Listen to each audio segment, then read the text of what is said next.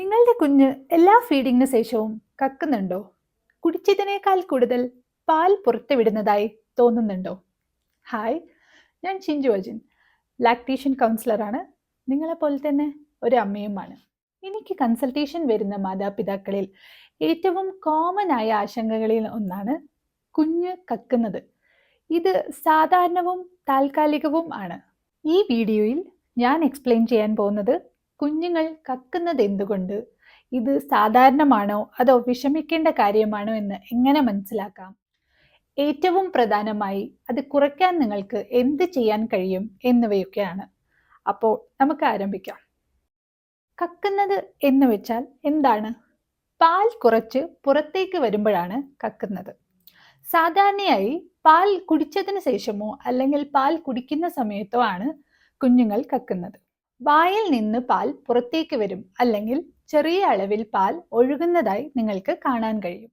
ഇത് ഛർദിക്ക് തുല്യമല്ല. ഛർദി കൂടുതലായതിനാൽ അത് പലപ്പോഴും കുഞ്ഞിനെ അസ്വസ്ഥനാക്കും. കക്കുന്നത് സാധാരണമാണ്, അതിന് കുഞ്ഞധികം റിയാക്ട് ചെയ്യില്ല. എന്തുകൊണ്ടാണിത് സംഭവിക്കുന്നത്? നിങ്ങളുടെ കുഞ്ഞിന്റെ ദഹന വ്യവസ്ഥ വികസിച്ചു കൊണ്ടിരിക്കുന്നതിനാലാണ് ഇത് സംഭവിക്കുന്നത്. ഫുഡ് പൈപ്പിനും ആമാശയത്തിനും ഇടയിൽ ഒരു വോൾവ് പോലെ ചെറിയ മസിൽ ഉണ്ട്. അത് കുഞ്ഞുങ്ങൾക്ക് ഇമ്മെച്യൂർ ആയിരിക്കും. ഇത് കളിക്കുമ്പോഴോ ബർപ്പ് ചെയ്യുമ്പോഴോ അല്ലെങ്കിൽ മലന്ന് കിടക്കുമ്പോഴോ കുറച്ച് പാൽ മുകളിലേക്ക് വരും. ആദ്യത്തെ 3 മുതൽ 6 മാസം വരെ ഇത് വളരെ സാധാരണമാണ്. പലപ്പോഴും 2 മുതൽ 4 മാസം ആകുമ്പോൾ ഇത് കൂടും. ഇത് സാധാരണമാണോ അതോ അമിതമാണോ? നിങ്ങളുടെ കുഞ്ഞ് കക്കുന്നത് വിഷമിക്കേണ്ട കാര്യമില്ലെന്ന് നിങ്ങൾക്ക് എങ്ങനെ മനസ്സിലാക്കാം? ഭാരം നന്നായി വർദ്ധിച്ചുകൊണ്ടിരിക്കും. മുലപ്പാൽ കുടിച്ചു കഴിഞ്ഞ് കുഞ്ഞ് സംതൃപ്തിയും സന്തോഷവും ഉള്ളതായി തോന്നും. എപ്പോഴും കരയുകയോ മുലപ്പാൽ കുടിക്കുമ്പോൾ എതിർക്കുകയോ ചെയ്യില്ല. കക്കുന്നത് പാല് പോലെ വെളുത്തതാണ്, പച്ചയോ രക്തരൂക്ഷിതമോ അല്ല. ഇതിന് പുളിച്ചതോ അസാധാരണമോ ആയ മണമില്ല. കുഞ്ഞുങ്ങൾ കക്കുന്നതിനെ ഹാപ്പി സ്പിറ്റിംഗ് എന്ന് പറയും. ഇത് സാധാരണമായി 6 മുതൽ 12 മാസം കഴിയുമ്പോൾ നിൽക്കും. എന്നാൽ നിങ്ങളുടെ കുഞ്ഞിന് താഴെ പറയുന്ന ലക്ഷണങ്ങൾ കാണുന്നുണ്ടെങ്കിൽ നിങ്ങളുടെ പീഡിയാട്രീഷ്യനെ കാണണം. അത് എന്തൊക്കെയാണ്? കക്കുന്നത് മഞ്ഞയോ പച്ചയോ രക്തമോ അടങ്ങിയതോ ആണ്. നിങ്ങളുടെ കുഞ്ഞിന്റെ ഭാരം നന്നായി വർദ്ധിക്കുന്നില്ല. ഫീഡിങ്ങിന് ശേഷം പലപ്പോഴും ശ്വാസം മുട്ടുകയോ ചുമയ്ക്കുകയോ ചെയ്യും. ഫീഡിംഗ് സമയത്തോ അതിനുശേഷമോ വേദന അനുഭവപ്പെടുകയോ അല്ലെങ്കിൽ നിർത്താതെ കരയുകയോ ചെയ്യും. നന്നായി ഛർദിക്കും. ഇവ റിഫ്ലക്സ്, അലർജീസ് അല്ലെങ്കിൽ കൂടുതൽ ഗുരുതരമായ ദഹന പ്രശ്നങ്ങളുടെ ലക്ഷണങ്ങളാകാം. മുലയൂട്ടിയ ശേഷം കുഞ്ഞിനെ നിവർന്ന നിലയിൽ നിർത്തുക.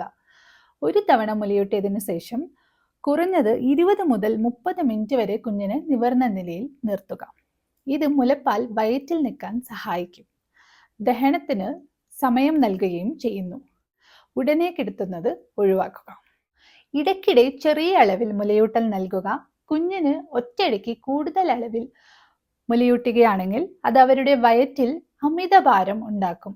ചെറിയ അളവിൽ കൂടുതൽ തവണ മുലയൂട്ടുന്നത് ആമാശയത്തിന് പാൽ നന്നായി കൈകാര്യം ചെയ്യാൻ അവസരം നൽകുന്നു. കുഞ്ഞിന് മുലപ്പാൽ കൊടുക്കുന്നതിൻ്റെ ഇടയ്ക്കും അതിനുശേഷവും ബർപ്പ് ചെയ്യുക. വയറ്റിൽ വായു കുടുങ്ങിയാൽ കക്കാൻ സാധ്യതയുണ്ട്. നിങ്ങളുടെ തോളിന് മുകളിൽ ചാരിക്കിടത്തിയോ മടിയിൽ ഇരുത്തിയോ ബർപ്പ് ചെയ്യുക.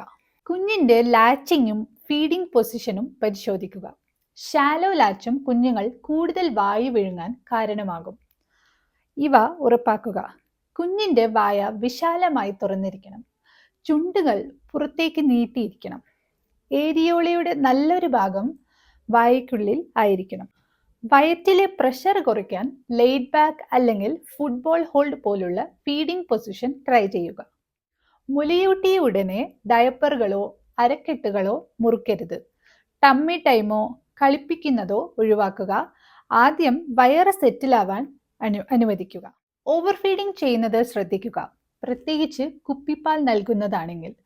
ചിലപ്പോൾ കുപ്പിപ്പാൽ വേഗത്തിൽ ഒഴുകുകയോ നിർബന്ധിച്ച് ഫീഡ് ചെയ്യുന്നതോ ഓവർ ഫീഡിംഗ് ആയേക്കാം.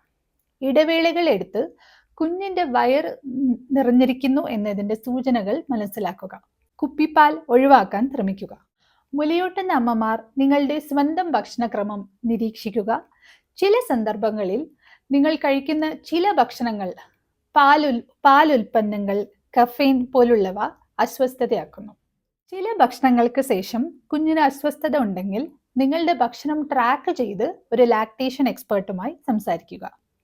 ഇത് എപ്പോൾ മെച്ചപ്പെടും? നിങ്ങളുടെ കുഞ്ഞ് വളരുമ്പോൾ, നിവർന്നിരിക്കാൻ തുടങ്ങുമ്പോൾ, കൂടുതൽ കളിക്കാൻ തുടങ്ങുമ്പോൾ, ഭക്ഷണം കഴിക്കാൻ തുടങ്ങുമ്പോൾ, അവരുടെ ദഹന വ്യവസ്ഥ പക്വതപ്പെടുമ്പോൾ ഇത് മെച്ചപ്പെടും. മിക്ക കുഞ്ഞുങ്ങൾ 6 മുതൽ 12 മാസമാകുമ്പോൾ കക്കുന്നത് നിർത്തും. ചില കുഞ്ഞുങ്ങൾ നേരത്തെ നിർത്തും. നിങ്ങളുടെ കുഞ്ഞ് ആരോഗ്യവാനും നന്നായി വളരുന്നവനുമാണെങ്കിൽ ഈ ഘട്ടം ഉടൻ കടന്നുപോകും. എപ്പോൾ സഹായം തേടണം? ഇതെല്ലാം പരീക്ഷിച്ചു നോക്കിയിട്ടും ഇപ്പോഴും ആശങ്കയുണ്ടെങ്കിൽ നിങ്ങൾ ഒറ്റയ്ക്ക് ഇത് ചെയ്യേണ്ടതില്ല. പരിഹാരത്തിന് നിങ്ങളുടെ കുഞ്ഞിന്റെ ഫീഡിംഗ് പാറ്റേൺ, ലാച്ച് പരിശോധിക്കണം. ചിലപ്പോൾ മെഡിക്കൽ സപ്പോർട്ട് വേണ്ടി വന്നേക്കാം. നിങ്ങളുടെ കുഞ്ഞിന്റെ ഫീഡിംഗ് പാറ്റേൺ മാറ്റണോ?